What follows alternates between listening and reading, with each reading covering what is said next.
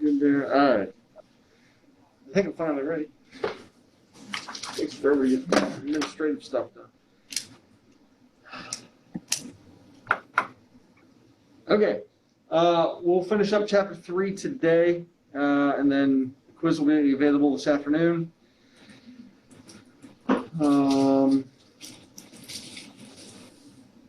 There is now a link on Blackboard to the playlist for this class. It's either going to be the lectures for this particular section or section 2. So, I mean, it's the same stuff. I even tell the same jokes, same lame jokes. So, it should be pretty much the same. Every once in a while, they're off just a little bit. I might go over a little more material in here or in section 2. But if you happen to have missed a day or something's going on with Zoom, I'll try to remember to record at least one of them. That way you will have it then. So,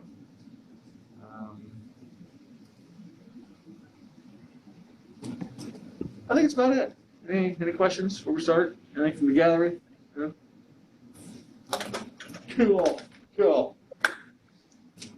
Close the door. All right, short review from last time. Starting with cardiovascular system, primary functions, transporting oxygen, nutrients, all the good stuff, the hormones, electrolytes, drugs, recreational or otherwise. Removing waste products from the body. Primary components here, the heart, big one, blood vessels, as well as the blood itself. And then the cardiovascular disease being one of the leading causes of death. Or actually the leading cause of death in the United States.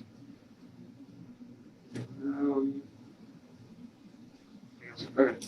Then the picture of the cardiovascular system. The right side taking care of blood that has less oxygen in it. It's coming from the tissues that were using that oxygen. And then the left side then is left side of the heart that is pumping it out to the rest of the body. That blood is now oxygenated, so it has a higher concentration of oxygen so that it can get into whatever tissues are going to use it. Then it's going to make its way back and go through the whole cycle all over again. Pulmonary system then helps out with this. Move air in and out of the lungs. Yeah. People online say they can't see what you're talking about. Oh, dark.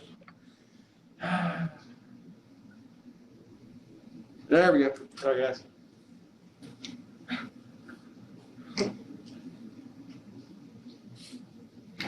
Well, I can't see you either. No. All right. Pulmonary function. Moving air in and out of the lungs. Hopefully there's oxygen there. Regulation, acid-base balance. Primary component here are the lungs. So ability to exhale and carbon dioxide helping out with pH levels. Then pictures, figures. Big one, yeah. Why does the right one have 3 lobes and the left one has 2? Right one. No, no. This is a picture of. Oh, wait a minute. I'm not exactly sure why. Does anybody know? I just didn't know if it was like. I didn't even notice that. Anybody online have anything? You guys will look it up real quick if you want to. See, someone look it up. See how many lobes, if there is a differentiation between the right and left. From what I remember in anatomy, we didn't go over that. Huh. Is the heart pushing more blood through the right? I don't think there should be about the same amount going to either right or left. At least the pulmonary arteries that are coming from the heart going to the lungs are basically the same size. Right. So I can't imagine there's more going to one than the other, unless there is something going on where it's maybe a little bit bigger. than the other side, then that could be a possibility. I think it's normally like you're supposed to be even, but if you have a certain disease, that's why they're like off. Okay. I don't know how to say it, but there's a disease that would make them like uneven. Maybe cystic fibrosis, something like that. Is that what it's saying? Anybody online have anything? Right has 3, left has 2. Yeah. I didn't know. Learned something today? All right. Already off to a good start.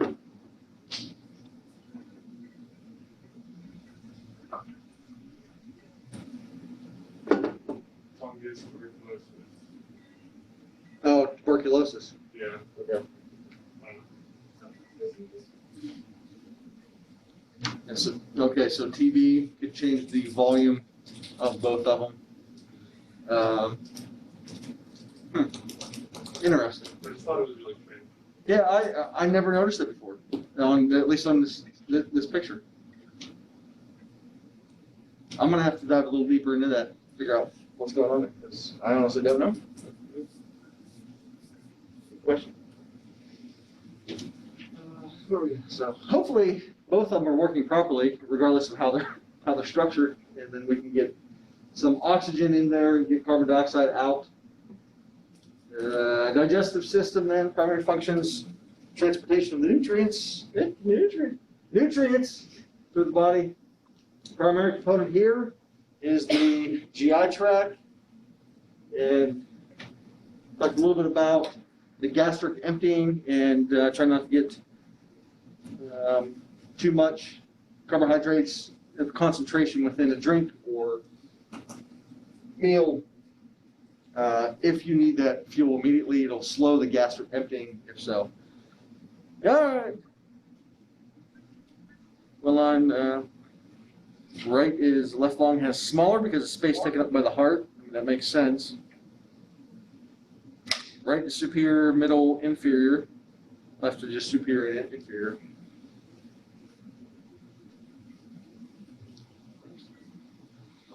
Need to study the lungs a little more then, I guess. Go back to anatomy class. What's that? Yeah. Call somebody at the hospital.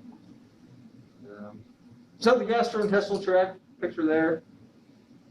Endocrine system, the functions of the body controlled by the endocrine system, at least from a hormonal standpoint. This is more the chemical control. The nervous system controls the rest of the, or all of the body by electrical currents. This one controls it chemically. Primary components here, endocrine glands. And insulin resistance then is leading to disease known as metabolic syndrome. The specific disease that the insulin resistance is causing is diabetes in that case. So type 2 diabetes. Part of this metabolic disease is the HDL and LDL, the HDL being the good cholesterol, the LDL being the bad cholesterol. And then a picture of the guy sitting here of the data that can be taken to determine if somebody has metabolic syndrome. Blood pressure being one of them, glucose, waist circumference, fat or triglycerides within the blood, and then good cholesterol. You can see the numbers there. Energy systems, if you will. Primary function here, energy during rest and exercise, so as long as we're alive, they should be functioning. Primary component, enzymes, energy sources within the cells. Mitochondria is a big one. Big area where there's a lot of enzymes going to be necessary for this, for all the reactions to take place. So, energy production is critical for successful performance athletics in various intensities in all durations. Then the two charts here, looked at carbohydrates versus fats, and we'll do a little more drawing. On the left side, we had exercise intensity, and we had duration on the right side. For the intensity, as we get closer and closer to 100%, we are going to be using more and more carbohydrates. And once we get to 100% of what we refer to as VO2 max, or just max exercise, then we're going to be using all carbohydrates for the fuel. And basically at rest, we're going to be actually using a little bit more fat than carbohydrates. We'll actually burn more fat while we're resting than carbohydrates. Then during long distance exercise, long duration, maybe even up to a couple hours, we do use a little bit more fat, and this is indicative of being a low intensity exercise. Because we can't exercise for very high intensity for very long, or we're going to fatigue at some point earlier than 2 hours. So during an event like this, we're going to be using more fats. Now we're still going to be using carbohydrates, and eventually you run out of them if you don't replenish them, which then is the purpose of some sports drinks, sugar pills, candy bars, while people are exercising for long periods of time. And then the 3 energy systems, we had 3 main ones that give us what's known as ATP, which would be, one of them is the immediate one, and that is ATP and creatine phosphate, or ATP, right up here.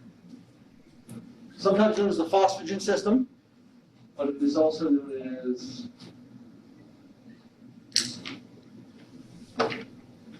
ATP PCR. So it stands for ATP phosphocreatine. And yes, this is the same creatine that is used for supplementation.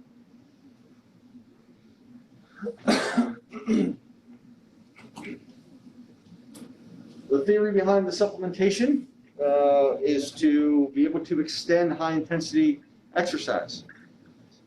And what's that? And does it work? Yeah, for the most part it does. There's some variation in terms of the effectiveness of it, but for the most part it can work, and it's relatively safe too. There's no major side effects of it, except maybe what's actually in it other than the creatine, which can be maybe some sugars or something that causes some upset stomach or whatever else the companies might put into it.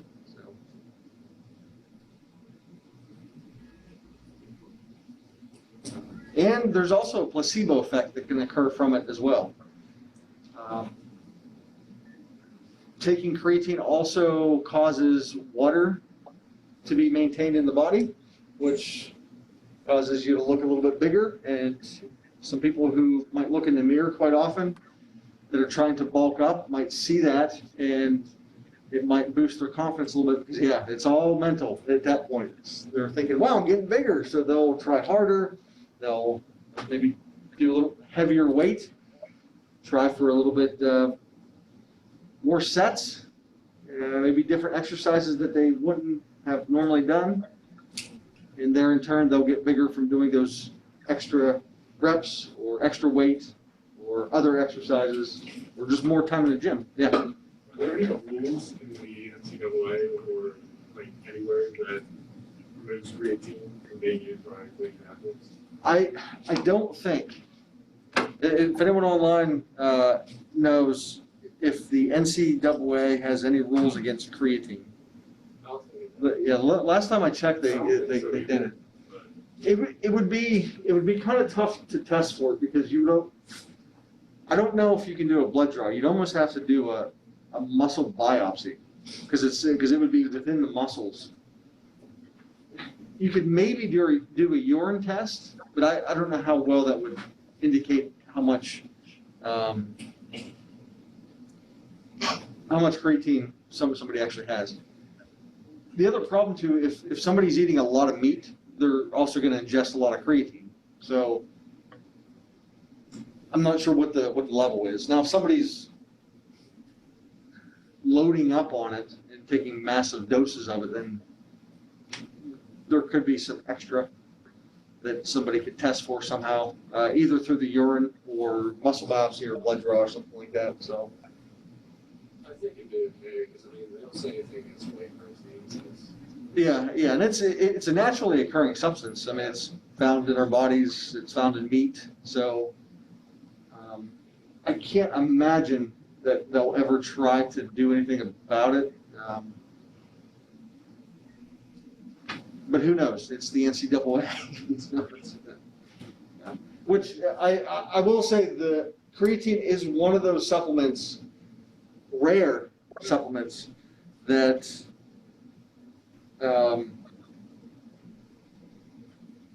is fairly safe, fairly effective depending upon the individual, and also legal. Most of them, maybe one of those. Yeah, it does not boost performance like performance-enhancing drugs. Yeah, someone mentioned that online. Creatine, if you're taking creatine, you still have to work pretty hard to get the results. Anabolic steroids, and there's actually been studies on this. Even if somebody got a placebo of anabolic steroids, just them thinking they got anabolic steroids boosts their performance more so than somebody who didn't think so. And doing the same workout and anabolic steroids, although working out, depending on what the workout is, can boost performance that much more. But even if somebody does not even work out and they're on anabolic steroids, their performance, their strength will still go up. So, yeah, it's definitely not a magical supplement that is going to be bulking somebody up too much.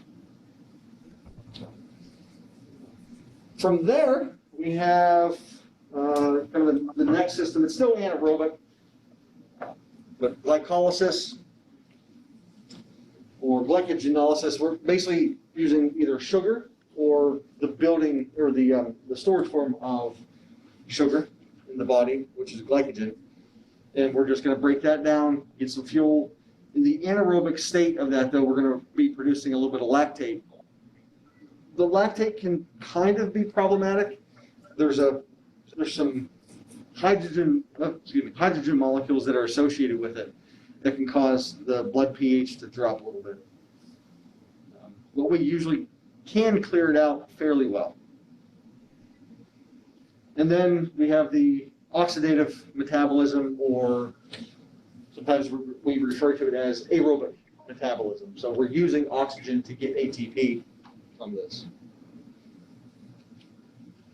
If there's anything else, they're all used all the time. There's no like on-off switch which one we're using. It just at certain points in time we're going to be using one to get more of the ATP than the other two. And that's probably about as much detail as I'll go into that. Save it for XFIZ, I guess. Actually, XFIZ, I've just been talking about this the past 2 days, so it's awesome. All right, that was chapter 3, right? Yeah, chapter 3 is over. Any other questions online? Save, yes. All right. Forward. Speaking of exercise physiology,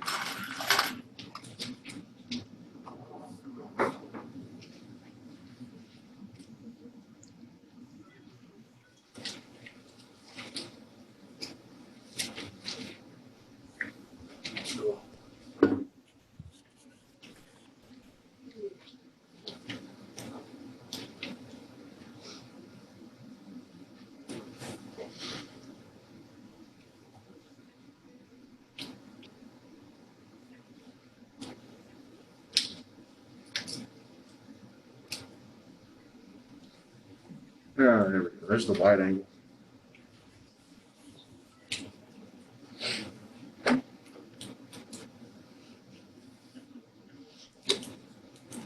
All right. Any questions before we start chapter 4? Okay, cool. Oh, yeah. Exercise physiology. Throw this over here.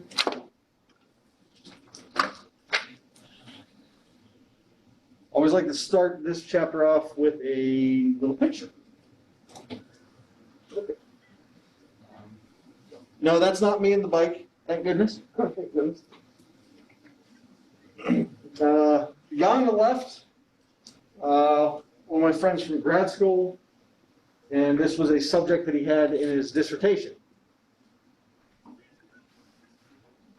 There are a couple things that are going on here, a couple things you can't see, but I'll explain somewhat what's going on. So we're in a chamber, or they are in a chamber. Actually, I was in there too. I took a picture. We're in a chamber that is, I think it was like 12 feet by 12 feet, and it was set to a temperature of, I think it was 40 degrees, I think. A little bit above freezing, but it was still pretty cold. And he has one layer of clothes on. And you can see that he has something coming out of his mouth. He has a cord that is, attached to his hand right there. Now what's going on is, the purpose of the study was to look at whether intermittent exercise or continuous exercise was better at warming the fingers and warming the hand. So intermittent exercise, I think it was 5 minutes of exercise, and then 5 minutes of rest, 5 minutes of exercise, 5 minutes of rest, all adding up to the same amount of work as a continuous exercise of approximately a half hour. So what was going on here was this cord was actually measuring the temperature on his hand and fingers. There was actually another one that they were using as well. This contraption coming out of his mouth was actually measuring the volume of oxygen that he was utilizing, but also measuring the carbon dioxide that he was breathing out. And to do that, you have to put the mouthpiece in, and you can see there's nose clips on him, those blue things on his nose, so that all of the air that's captured is the stuff that's coming out of the mouth. If it's coming out of the nose, then that's going to be a major error that occurs. This hose is actually going through the wall, and on the other side of the wall there was a computer that it hooked up to, gave us the data outputs.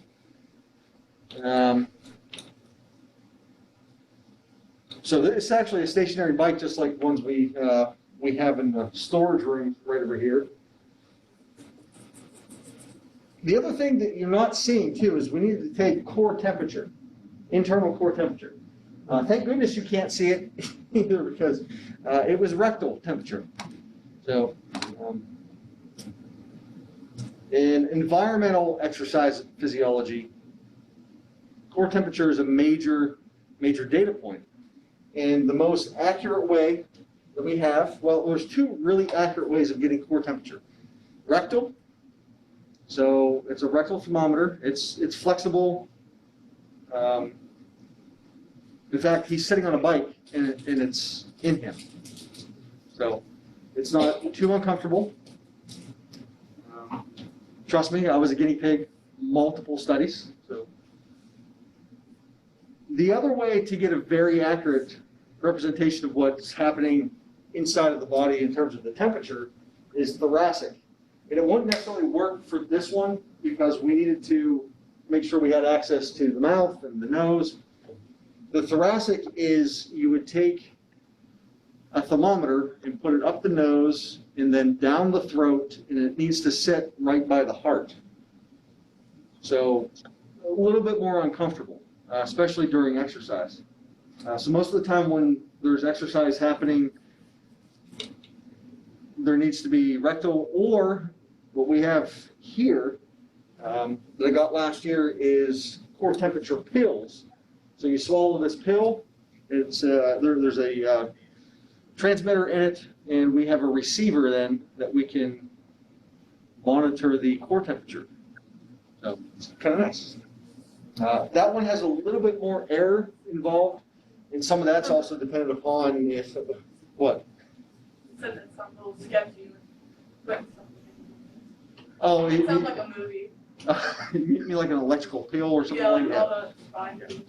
It's totally safe. At least I think it's safe.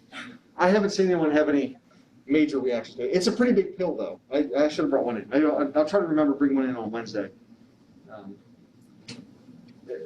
Yeah, it's a pretty big pill, but I think it has like some type of, I don't want to say rubber, but there's some type of coating on it that it feels thick. So it's, I mean, apparently it doesn't break down in the stomach, so that's a good thing.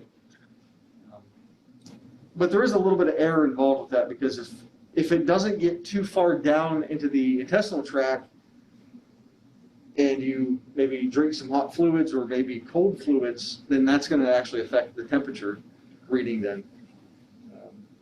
It needs to get down like deep into the small intestines. So you need to wait a certain amount of time, but you never know exactly where it's at.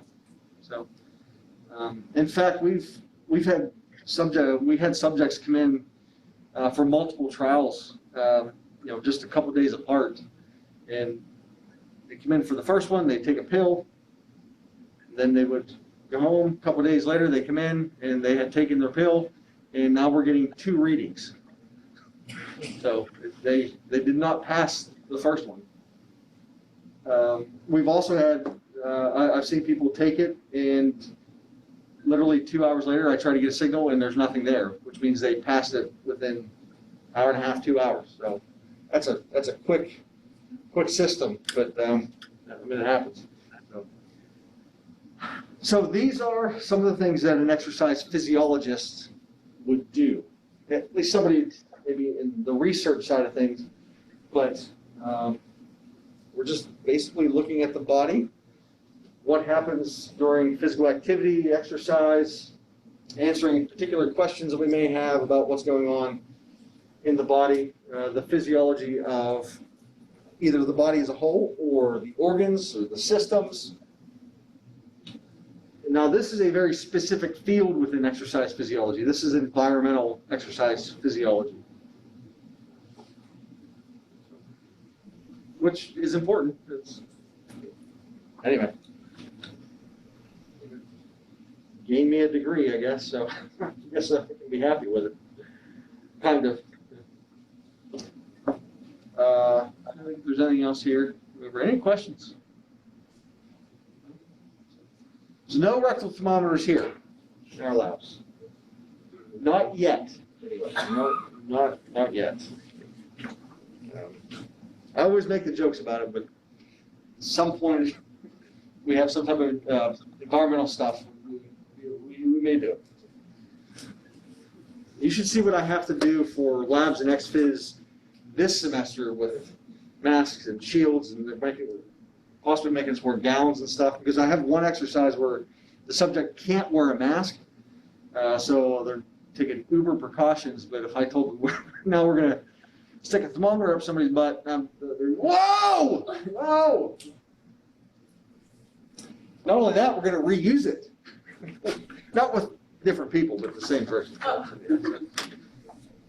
You could theoretically use the pill again too, but I've never seen anyone do that. Anyway.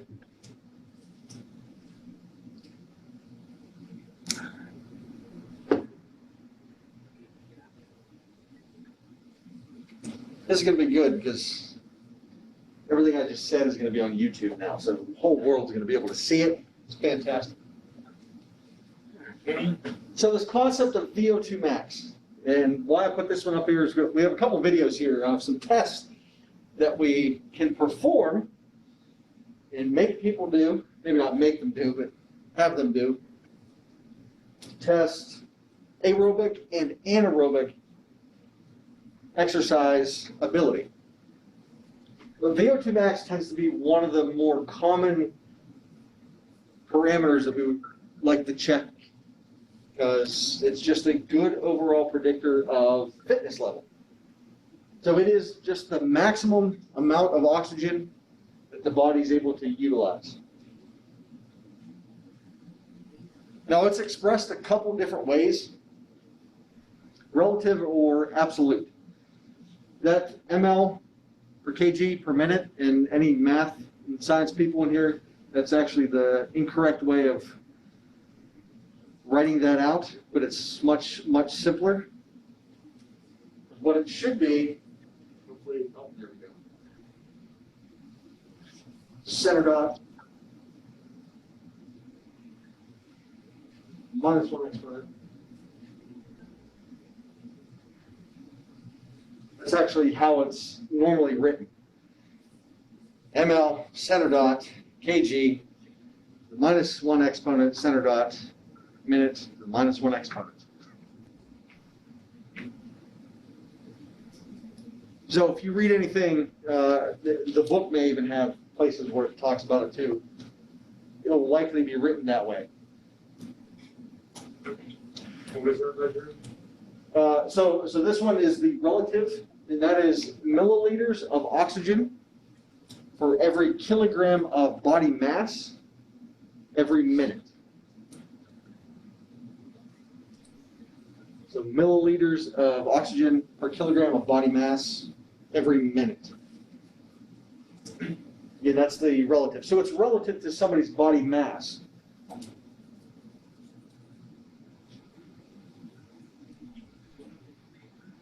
Absolute is just, oh my goodness, what happened there?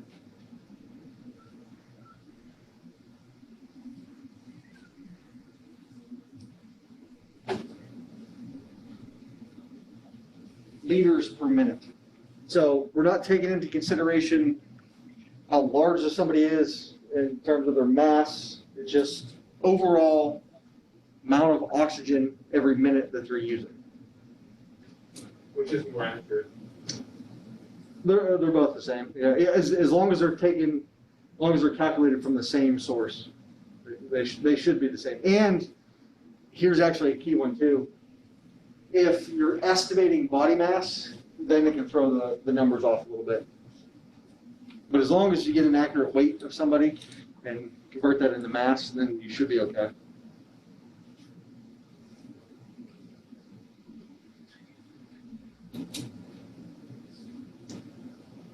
Relative is usually how we compare everybody. And a lot of the numbers you'll see is in ml per kg per minute. For 20 to 30-year-olds,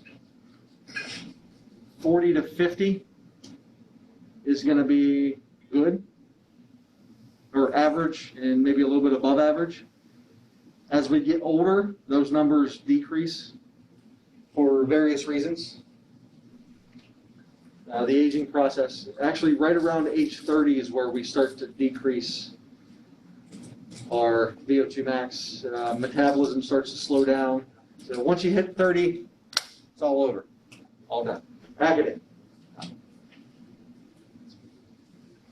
Pretty good on the other side, I think.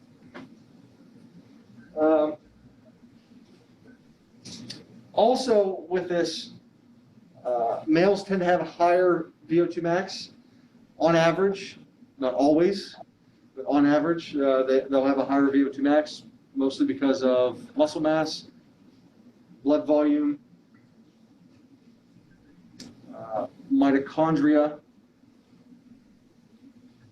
But again, that's not to say that there's females that don't have higher VO2 maxes than males, because there's obviously lots of them.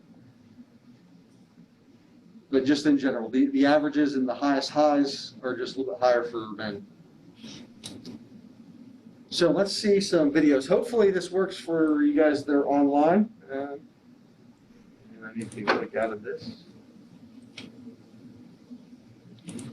What is, oh my goodness. No. No. There we go. Why is it not letting me? Yep. Yep. This. I'll do this. There we go. Put back in it. There we go. God.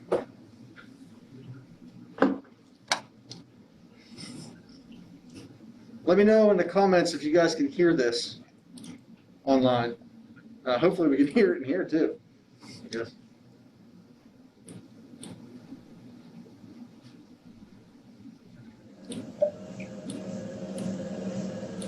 $2010, holy crap, man. Forever ago. Do you guys hear this okay online? Cool.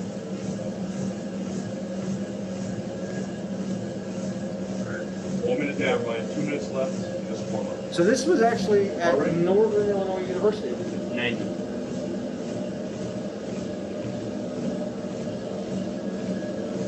Seven miles per hour. Here we go.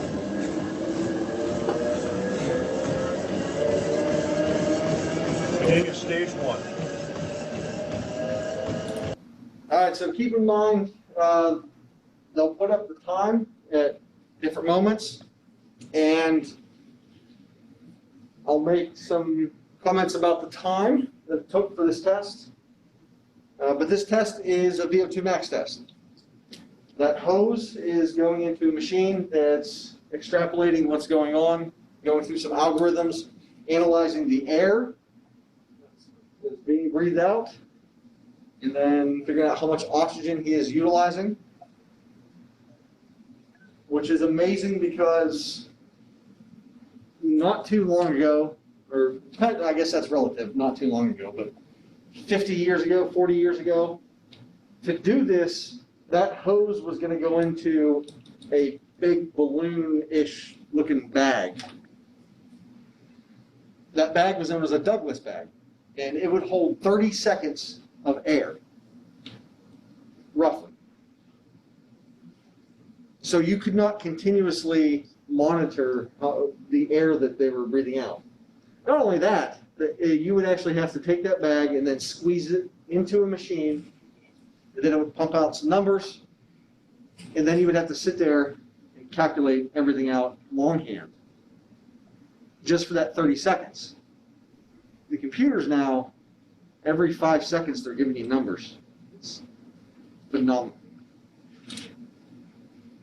The machines are getting a little bit smaller too. Now we'll turn it back on. So they got a bunch of data. 25. Heart rate? Fast forward a little bit. So they're at stage 3. This is usually incremental stages. Roughly 12 minutes, 8 to 12 minutes is usually a good test of VO2. Halfway through this stage, 90 seconds remaining here. Anything less than that, Good. you might start fatiguing because of Heart anaerobic rate? fatigue 178. processes. Any more than that, then you're gonna maybe fatigue because your 1 muscles minute are down the just getting stage, Ryan. 2 tired. minutes remaining. What's that? They're talking about heart rate. How big is that? Heart rate is probably a heart rate monitor. He's probably wearing it on his chest. Yeah. This is the other thing too. 10 years ago, there were no smartwatches, so heart rate monitors were the thing, and labs would have 3 or 4 dozen of them, and you just wipe them off. I actually have some in the office that we can use. Actually, I'll get them out when we do the activity here in another week or so. But most people have a smartwatch now or some other way of monitoring their heart rate.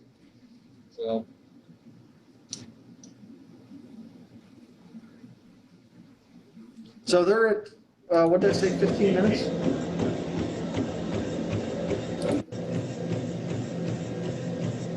One. Okay, he says he's got 1 minute left. Let's go. Come on, push it through. Come on. 30 seconds, Ryan. Give me 30 seconds. That's 5, 4. We can do it, Ryan. Gotta get those legs moving. 1. Let's go. Let's do it. Let's do it. 30 seconds. minutes. Come on. Pump it through. Keep those legs Oh, moving. you're gonna say, Come on. You can do it. Come on, 15 seconds here.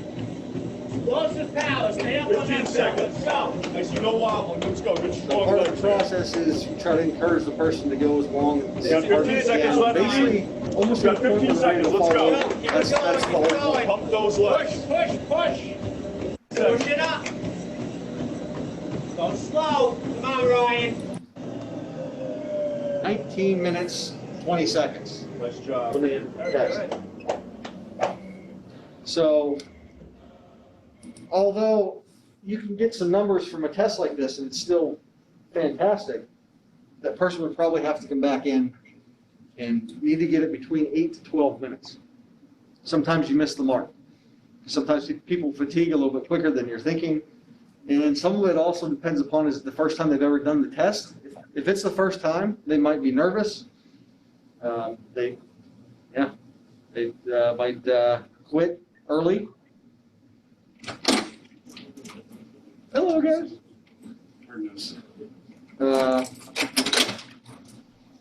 Also depends upon what they ate, too, and if they're feeling a little woozy. Another story, because I like telling stories about grad school, some of the stuff I've seen with subjects. We told a subject that they were coming in for max tests, just like you've seen. We said eat a light breakfast. And then after the test, I think he, I don't know, maybe filled up half a garbage can with vomit. And we're like, what did you eat? He's like, well, I went to McDonald's, got a couple Egg McMuffins and hash browns. Like, no, we said a light breakfast, not sugar and processed foods. Anyway, next one. Let's go to the next one. This one is anaerobic testing.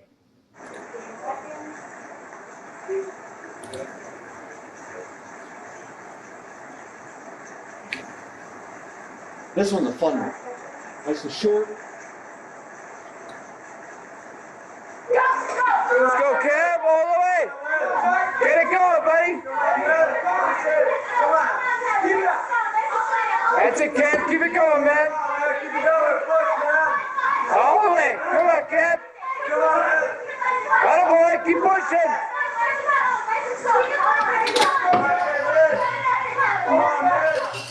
Come on, Kev, all the way. Come on, man, push it. Come on, keep it going. Keep it going, buddy. Let's go. Nice, buddy. All right. You guys like that one. This is known as the Wingate test. So it actually is there in the title of the video. The Wingate test. It's also known as the pedal and puke test. Normally there is a trash can, and it's part of the procedures. You should have a trash can right next to the bike because quite often people will upchuck right after they're done. So this is measuring anaerobic power. So how well somebody can do in a short burst, high intense activity. What's actually happening, you can see the weights right here. They're the little silvery looking weights. Once he gets up to a certain speed, those will drop. And it's based upon a certain percentage of his body mass. And it pulls a rope and pulls taut on the flywheel, and it'll cause resistance, and he just has to keep going as hard as he can for 30 seconds. There was a mistake, though, in this test. And it happened right... Actually, you'll see the weight drop. Go, Kev, all the way. And immediately he made the mistake. The butt needs to stay on the seat for it to be a valid test. He's going to be using momentum in this case, and numbers are probably going to be a little bit higher than what they normally would be than if he sat on the seat. So that would be an error. Again, this test would have to be done over again. That's why I use these two videos to show what the tests are, but also how some errors could occur in some of these tests. And that any testing that we do needs to be fairly stringent and have parameters surrounding them where if somebody doesn't do something or something goes wrong, we need to end the test or we need to redo it, if we can redo it. So, and subject safety sometimes can be at play with that as well. So, and I think you'll see comments down through the YouTube. Yeah, oh, no, it's not loading. No, internet's not working. Okay. So, Wingate test. So that is anaerobic exercise testing. Any questions on that?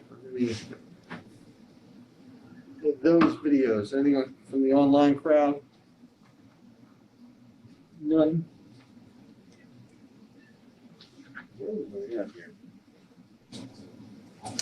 All right, let's get into some of the boring stuff, I guess. I don't know.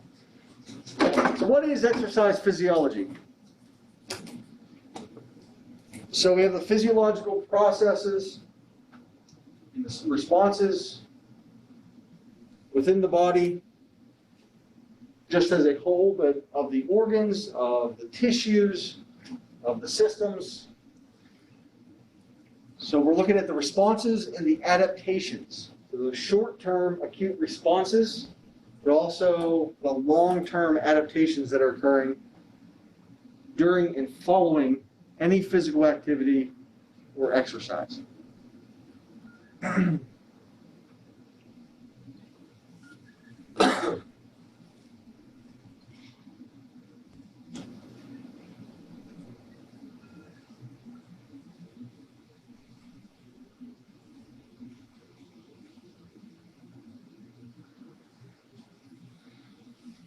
So how the systems either act individually or collectively and integrate into one another, how they affect one another, get from the acute or short-term or the chronic, long-term adaptations from those chronic bouts of exercise.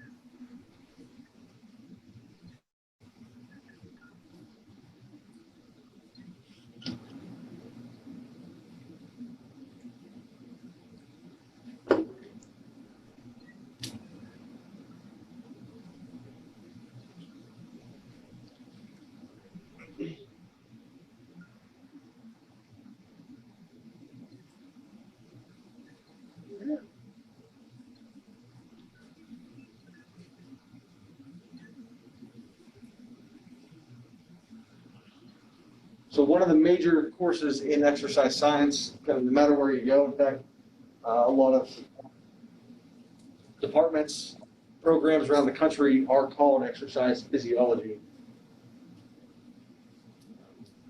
But specifically, XPhys is a specific area in exercise science.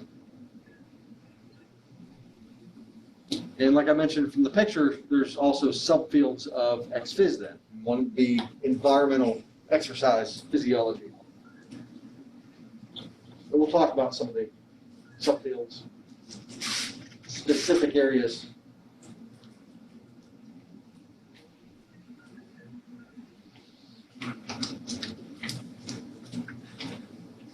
Since we mentioned Harvard Fatigue Lab briefly in the first chapter, we'll maybe look at it maybe a little bit more detail, just a slide or two. Nice picture coming up. So they established a laboratory at Harvard that studied physiologic, psychological, and also sociological responses to workers, military personnel. In fact, I believe it was funded mostly by the government. I think it was military contracts there is the reason it kind of popped up. So they were looking at stressful stimuli. That stress is going to be in physical activity, exercise, the general stress that we talked about, what was that last chapter? We had a list of them. Environmental conditions, nutritional status.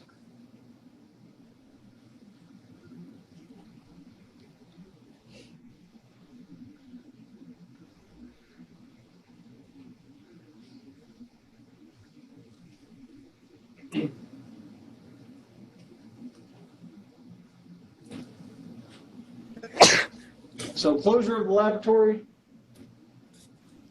although it was maybe a bittersweet moment, because of the graduates coming from that program, they were able to start their own programs elsewhere and use some of the tools and technology that they developed and utilized and tested in that lab and use them elsewhere. And not just at colleges and universities, they were able to use them even in the private sector. A lot of the stuff that Gatorade first started using to test athletes, some of that stuff was first tested, and even maybe some of the first prototypes were used in the Harvard Fatigue Lab.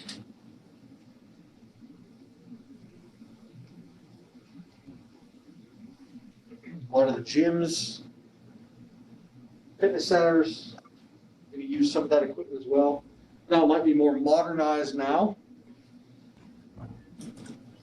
Back then it didn't look nearly as sophisticated.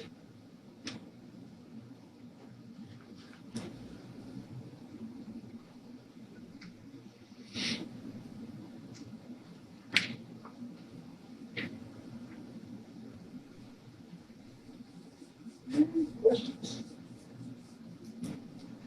And here's a picture of a bunch of guys standing around, sitting around Harvard Fatigue Lab. A bunch of beakers. Everybody wore a suit and tie, I think, back then. Wore slacks of some sort. Nobody wore shorts and a polo. I know that. Times change. Any questions? Anything? So, you guys have a great longer weekend. Yeah. What's that? No. The quiz is just going to be covering chapter number 3. Right? Yeah, 3. Is it due tonight or? No. It'll be due probably Tuesday or Wednesday. Yeah. Yes, you have some time to get it done. Yes. Yeah. There's a link there. I'll put these up during like the week folders, the actual PowerPoints, and then the actual presentations that I recorded are going to be on